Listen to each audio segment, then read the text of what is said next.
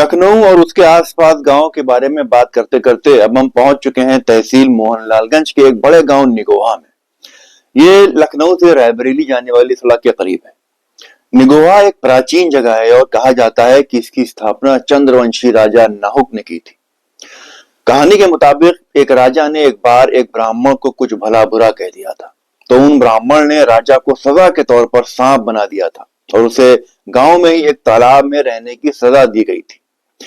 इसी दौरान पांडव अपने वनवास के समय यहाँ आए और 5 भाइयों में से किसी एक भाई ने उस मंत्र को तोड़कर राजा को फिर से उसके पुराने रूप में लौटा दिया था। इसके बाद राजा ने एक बहुत बड़ा यज्ञ किया था, जिसकी याद में हर साल एक जश्न मनाया जाने लगा। कहानी में फिर आगे लिखा है कि बाद में यह इलाका भरों के हाथों में चला गया, जिन्हें फिर कुछ मुद्दत के बाद मऊ के जानवरों ने हराकर इलाके पर कब्जा कर लिया। इस वंश की आखिरी सदस्य एक बेटी थी, जिसका विवाह गौतम वंश के लूका सिंह से हुआ था, जिन्हें निगोहा का संस्थापक बानी या फाउंडर माना जाता है। तब से गांव इसी परिवार में बना रहा। गौतम लोग आज भी अपने फाउंडर को इज्जत देते हैं और गांव के बीच मौजूद उनके मंदिर पर इतवार और सोमवार को चढ़ावा चढ़ाया जाता है।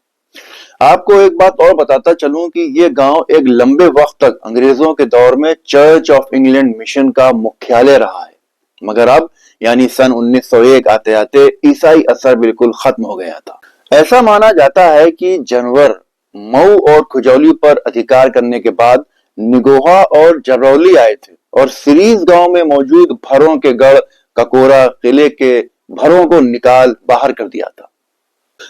बाद में फिर गौतमों ने जानवरों को बेदखल कर दिया था, जिन्होंने जबरौली की जागीर को नवाबी दौर के आखिरी दिनों तक अपने पास रखा था। फिर बाद में खेती करने के लिए खत्रियों को दे दिया गया था।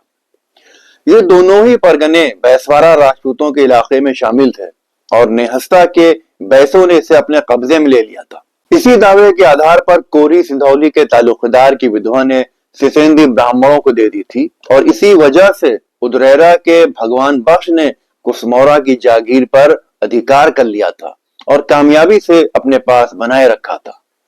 देखिए, किसी भी क्षेत्र की लोक कथाएं, गाथाएं, कहानियां भले ही पूरी तरह सच ना हो, फिर भी वो सांस्कृतिक यानी कल्चरल सच्चाई को तो दर्शाती ही है।